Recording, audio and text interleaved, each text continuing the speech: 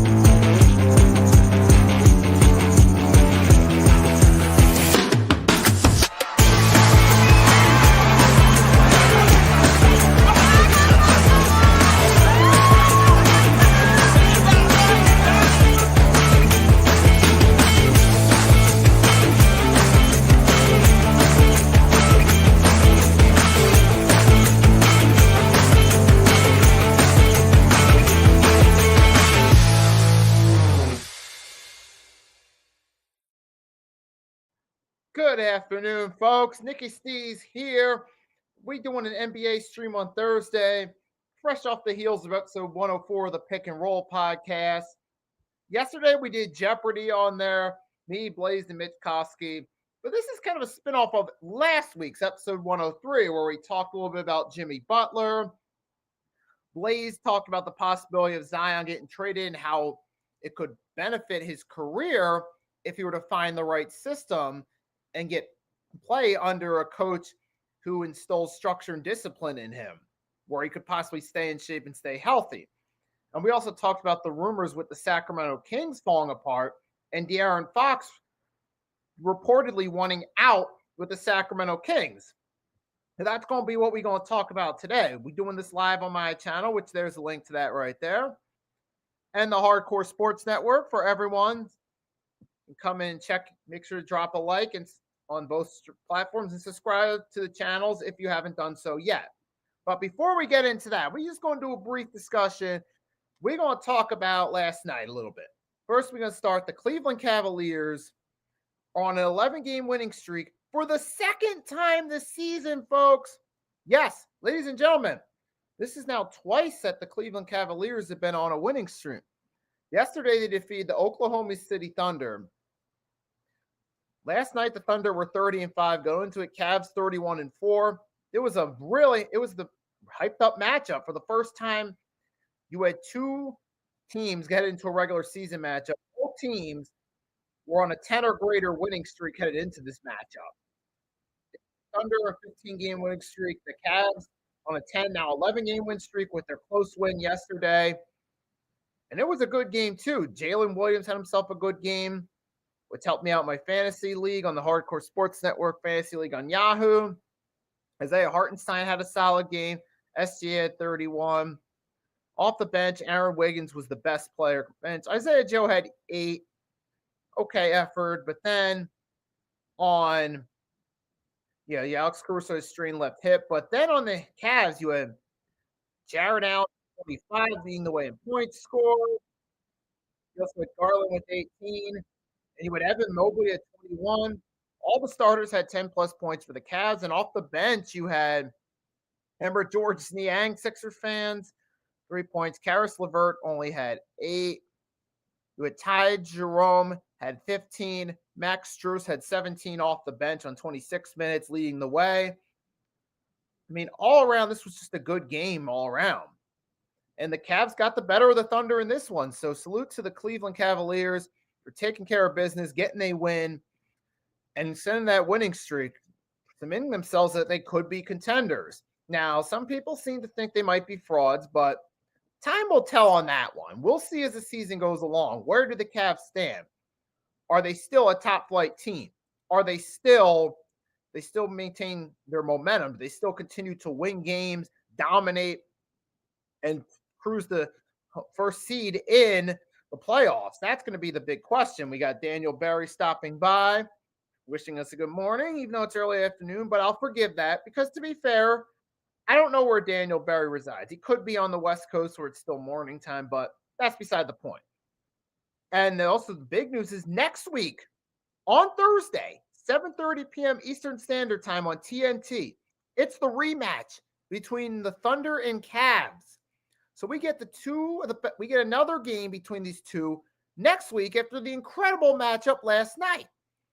That's awesome, man. At least we got some good regular season action to look forward to. And before we get into the main, we're just going to do a real quick recap. We're just going to look at the scores mainly last night.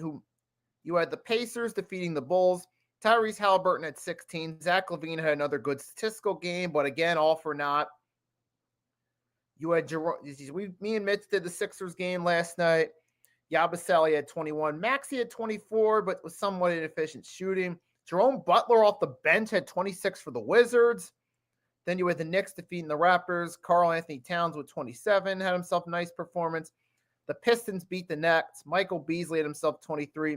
Pistons are now 19-18, one game above 500. Maybe the Pistons could finally be the year they sneak in the playoff tournament and at least have some momentum for the future. You had the Trailblazers beat the Pelicans in Zion's first game back, or I believe his first game back. And then you had the Nuggets beat the Clippers. Even without Jokic, Jamal Murray led the way. Bucks beat the Spurs. Giannis, 25, 16, and 8. But we're going to talk a little bit, briefly going to touch up on the Pelicans real quick. Take a look what Zion did last night. So Zion Williamson apparently looks like he didn't play. He was rumored to play, but I guess he didn't, apparently. But that's part of the thing with Zion Williamson. And that's going to segue into the first big subject for this one. Now, this came about through discussion on the Pick and Roll podcast. Me, Mitch, Blaze Radio. Blaze has been the most vocal with this stance, which has got me thinking about it and talk about it as well. So shout out to Blaze Radio from one of my compadres from the Pick and Roll podcast on Wednesdays, 5 p.m. Eastern Standard Time.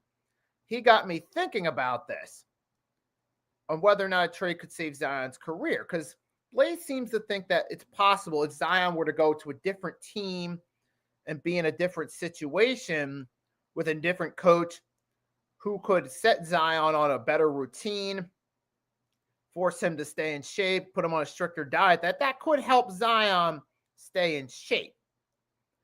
And there is a possibility maybe that could happen. Who knows? Maybe that might not. But I started thinking about it a little bit. I'm like, is it possible that a trade could save Zion? Could Zion thrive in a better situation where he's got more structure around him and more discipline? And that, to me, I think it's a combination of two factors.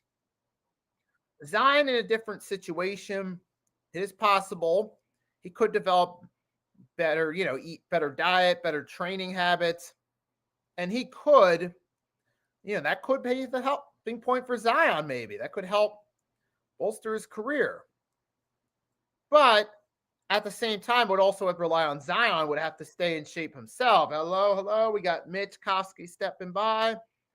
Last night, we and Mitch streamed the Sixers-Wizards game. Also, compadre on the Pick and Roll podcast. Thanks for stopping by. because Zion so far has had a very peculiar career. And the reason I say that is because people talk about Zion as a disappointment. Like when the general conversation about Zion's career leads to disappointment. And that even ties into our coup. What is up? Thanks for stopping by. Hope you're having a great start to your afternoon, or if you're on the West, well, you're more on the West Coast. Hope your morning is going great. And you can even tell by the headline, by the banner says, could a trade save Zion's career? Which means we're talking about the Zion's career being on the downswing, which indicates on paper that this guy's a bust. So I'll put it this way. Oh, it's snowing in Texas. We just got our hit of snow on Monday down here on the East Coast by the Jersey Shore, and we're rumored to get another one again. Happening here in Dallas. So yeah, it's snowing out on the West Coast, folks. But so Zion, like I'll put it this way. If say you had a longtime basketball fan, went to prison in January 2018, let's just say, and they're getting released, they just got released. They reunite with their family, and somewhere along this conversation, that just released, fresh out person and some of their family members who are also fans of basketball start to talk about Zion Williamson. And the people who've been living in the civilized world say, man, Zion needs to get in shape to save his career, man. It's been a disappointment. The person that's fresh out of prison who would have went in 2018, who never got to see Zion, is going to think in their mind, oh, this guy must be a bust, former number one pick. But in reality is, Zion really isn't necessarily a bust because he's had a pretty good career when he's healthy. When he's on the court, he makes a difference. We saw last year during the regular season, he went on the court and he played. He was able to make it all the way to the play-in tournament healthy, and he helped the Pelicans make it to the play-in tournament. You know, his rookie year, he was looking like a bit. You know, for the 24 games he played, he looked like he had potential. He played 61 his second year, and he showed flashes of brilliance. But then after missing a whole season, 22-23, for the 29 games he played, the Pelicans, remember, in that 2022-23 season, started off hot when Zion was healthy, but then he got injured, and the team went on slowly, started to lose a great percentage of their games, and got knocked out of the playoff and play-in tournament contention. So the point being, so Zion has showed when healthy, he can make a difference. So when he's on the court, he's a difference maker. But when the injuries have kept him from living up to his potential. And the injuries are due to lack of discipline, due to not showing up in shape, not keeping himself on a good diet are the main problems. So that's where it's a very peculiar case because we talk about the lack of discipline, the self-inflicted harm by not being in shape, stopping him from truly living up to his potential. We talk about that as a bust. It sounds like a bust on paper, but when you talk about when he does play, he's a difference maker. So I can't really call him a bust, but kind of a disappointment. But that's where we're at now while we're having this discussion of Zion's career needing to be saved. Now, could a trade do that? It is possible. However, at the same time, Zion needs to learn discipline. He needs to get in shape. You can put him in any system. You could trade him to the Miami Heat or to the Houston Rockets, or maybe do a trade with the Sacramento Kings where they swap pieces. Maybe the Kings get themselves a big. But then again, knowing how disorganized the Kings are with all the locker room drama, I don't think that would be the best place for him to go because he'd be going from one type of dysfunction to another. And I don't think that would help install discipline in Zion. You're going from this type of disorganized structure to another type of disorganized place. I think the best place for Zion where a coach has a chance of at least getting into Zion's ear and telling him, hey, you need to make changes to your routines to stay in shape and maximize your potential are the Houston Rockets. I think Ime Okafor would have the best shot of getting into his ear. But obviously, that's still first a what if Zion were to get traded, number one. And number two, he could have a coach in his ear telling him this is what you have to do. You need to get in shape. But it's still ultimately up to the player to heed the advice and act on it.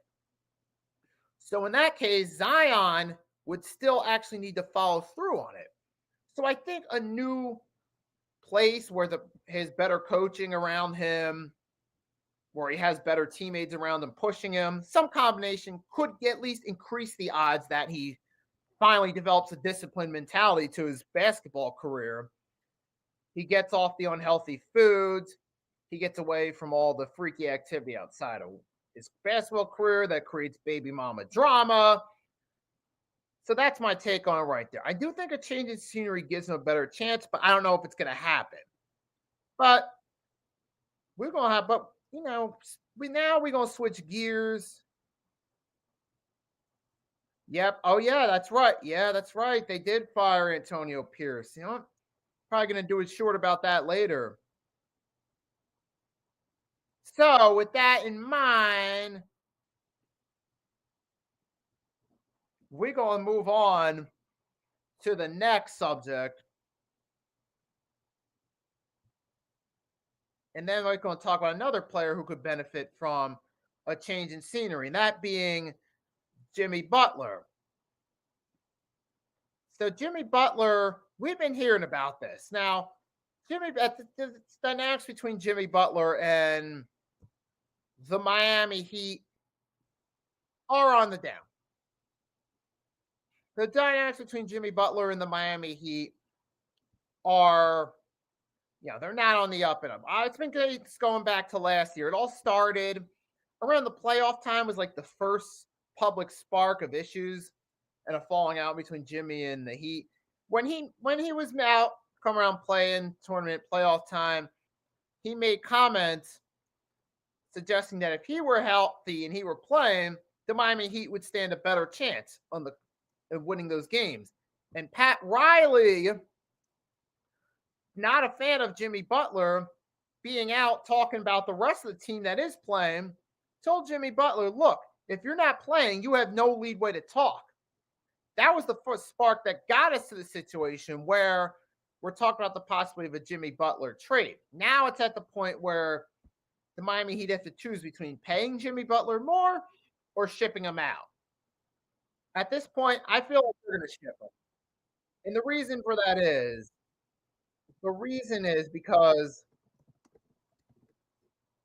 because Pat Riley has a history of shipping off players that aren't producing. Look at Pat Riley's history between coach and the executive front office with the Miami Heat. Remember Shaquille O'Neal, when Shaq was kind of on his last legs as a player, we knew his best years were behind him. He wasn't prime Shaq anymore around that 07-08 season. Darku saying he thinks Jimmy's last landing spot is Houston, which I'll get to in a sec. But remember, Shaq was on his way out. Pat Riley said, nah, we're going to ship you off. Even though he was a key contributor to a championship win in 06, by 07-08, it was obvious his best years behind him. So they shipped him off. And then remember Dwayne Wade, who helped win multiple championships. When he was on the downswing a little bit, 2016 off season, they didn't pay him. They let him walk. So Pat Riley has said that, I realize the guy will make it clear, if you're not doing anything for me currently, it's time to part ways. And Jimmy Butler, over the past year or so, he hasn't really done much for the Heat since they lost that 23 finals to the Denver Nuggets.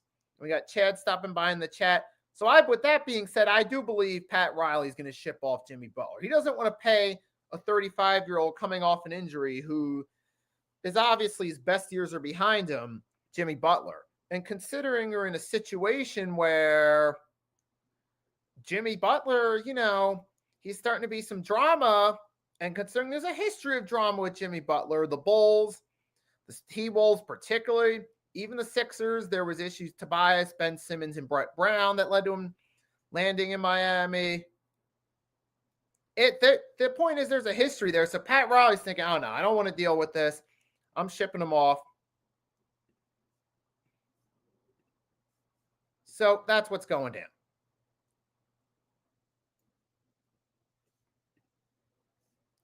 All right. So with that being said, so I'm going to go through some possible trades right here for Jimmy Butler. Because here's one proposed trade is that he goes to the Warriors. In this proposed trade, it would send Brandon Posminski, Andrew Wiggins, Kevin Looney, Kyle Anderson, Lindsey Waters III, and 2026 first round pick to the Heat, and the Warriors get Jimmy Butler. Now, that is a possibility, but I don't know if Jimmy would fit in best in that situation. That one right there, not really feeling that. I mean, it is possible, pair him up with Steph Curry. I'm sure there's a mutual respect between them, but Jimmy Butler would probably want the bag too. And I don't know if Steve Kerr and the Warriors want to do that. Then there is the possibility. I don't feel this one right here about him going to the Mavs. Here's what it would be. It'd be Heat sending Butler to the Mavs. In addition to Luka, Kyrie, and Klay Thompson, where would he fit in with that? Well, just based on that alone, before I even get into the package that Dallas would send in this proposed trade, where would Jimmy fit in with those three? You already got Klay. You already got Luka, Kyrie. I don't know where Jimmy would fit in with those three. I just don't see that happening. And plus, with Luka and Kyrie being the main players, I don't think Jimmy's going to be happy with that contract situation. And and that's even if you have to send PJ, Maxi Kleber, Daniel Gafford, Dwight Powell, and Dante Exum. I don't think they want to send Kleber, who fits in well with that system, or Daniel Gafford, or even PJ Washington out to bring in a guy who isn't going to be a fit for them. And as Arku said, the Mavs now have more depth on their roster. If you're the Dallas Mavericks, do you really want to mess that up after the trade deadline, going into the most important part of the regular season before the playoffs? And then look at this one right here. And then you got Jimmy Butler to the Rockets. And then the Rockets, they believe, could send Dylan Brooks, Cam Whitmore, Jason Tate, and Jock Landale, and a first-round pick to Miami. Now, I think that's the most realistic of these possibilities so far. We're going to check out the last possibility. This right here proposal would send Jimmy and Josh Richardson to the Suns with Bradley Beal, a 2023 first round, 26 and 31 second rounders. Nah, I don't feel that one at all. That's the least. That and the Dallas are the least appealing of these and the least realistic. Now, this one right here I could see for the Rockets. Because the Rockets, they have a good head coach in Ime Okafor. They have a solid young core. But you don't really have that veteran there, that veteran presence, that star veteran presence. You have guys like Jeff Green, but he's just a body, basically. He's not like a veteran that has a presence to him. Jimmy Butler would be that veteran that has a presence to him. And plus, if you clear some cap space, send Brooks, Whitmore, Sean Tate, and Jock Landale, that could clear some cap room for the Rockets to pay Jimmy to make him happy and to keep him willing to play for them. So I think that's perfect right there. Sean says Houston makes sense. He would help them, Arku. Ime Okafor get that. Yeah, but either way, this would be a perfect trade. So yeah, you got Ime Udoka. As long as he's not getting involved in front office affairs with employees like he did in Boston, he's a good coach.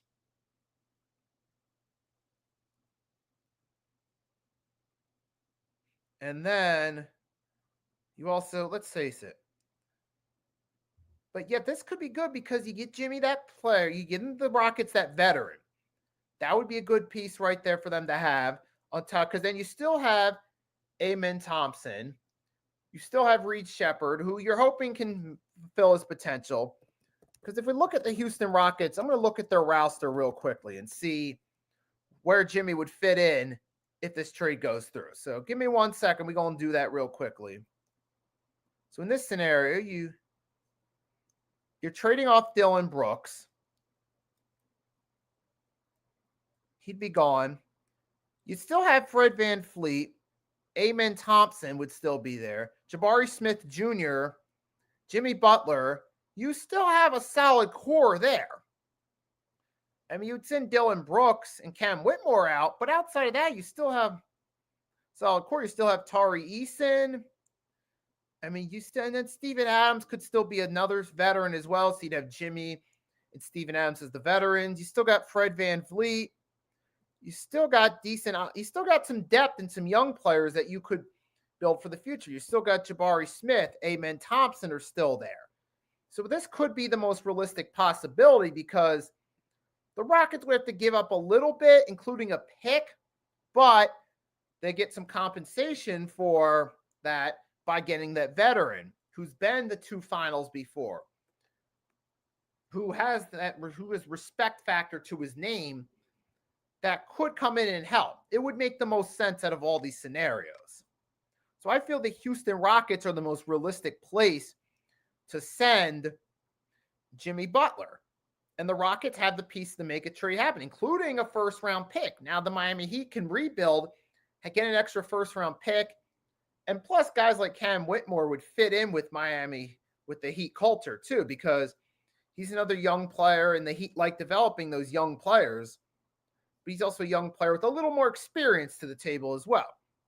Dylan Brooks is one of those low-risk players. You try to see what happens if you're the Heat. If it doesn't work out, he's kind of a pain. You can just move on from him after at the end of the season.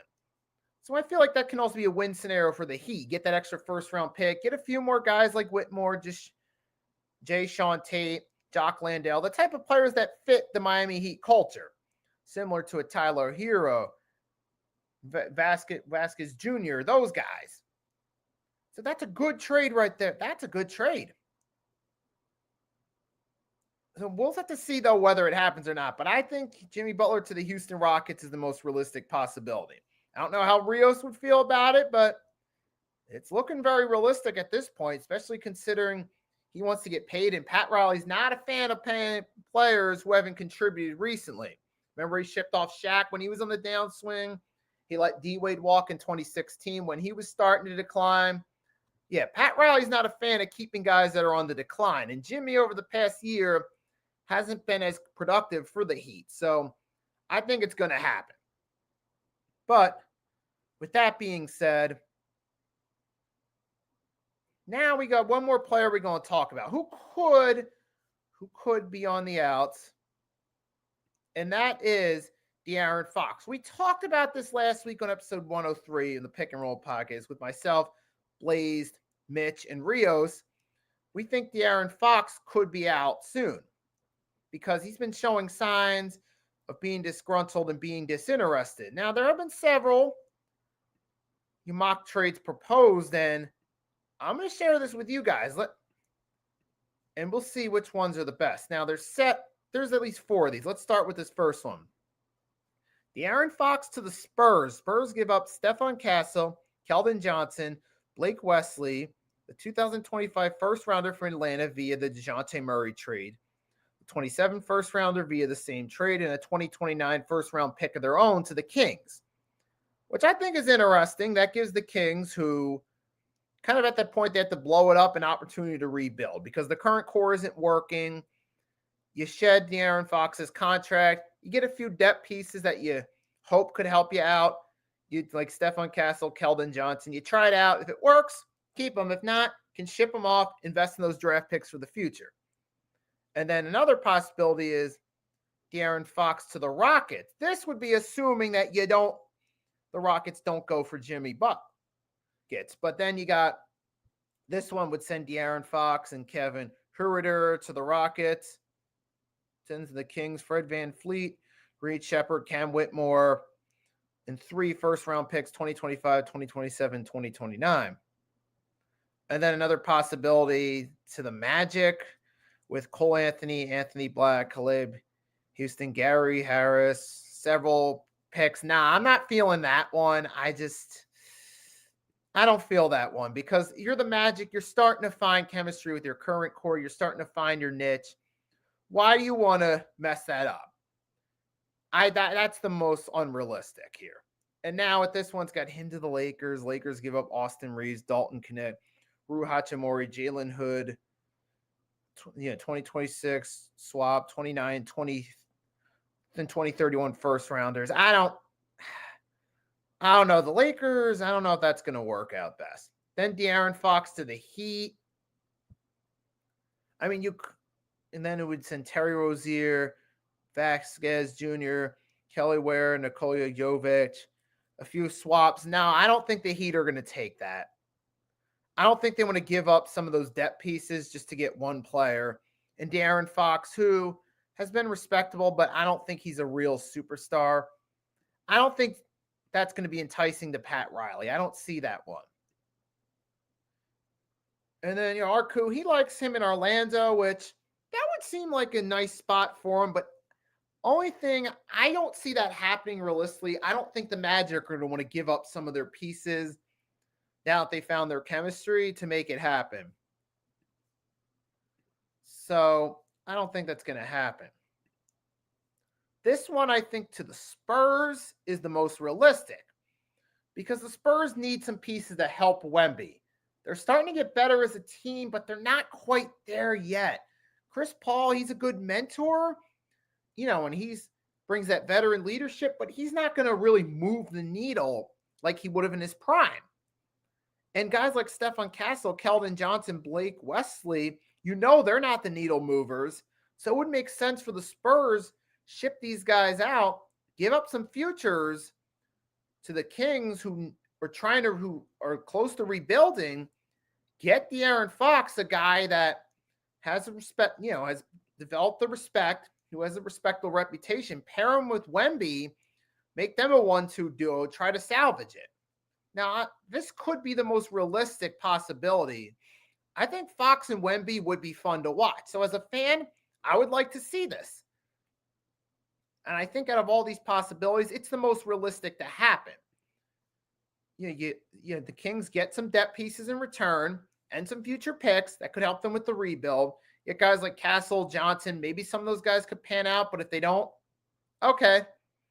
Then you can move on from them. Invest in those futures. De'Aaron Fox, put him with San Antonio, pair him with Wemby. That could be the piece.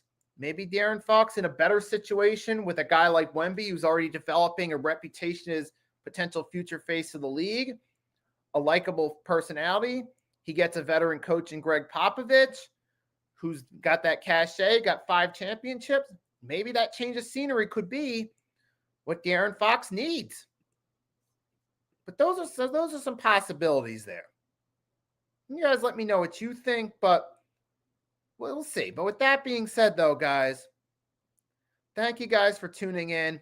I hope you enjoyed this. You have Arku, Grega stopping by in the chat. I know you guys enjoyed this. With that being said, enjoy the rest of your day. Pretty soon, I'm going to upload this on Spotify. When it's officially uploaded, I'm going to share it on Twitter and my community tab. And for those of you, if you're not following me on Twitter yet, which I'm sure you are, but if you're not, here's the link to my Twitter real quickly. You can hit me up and follow me.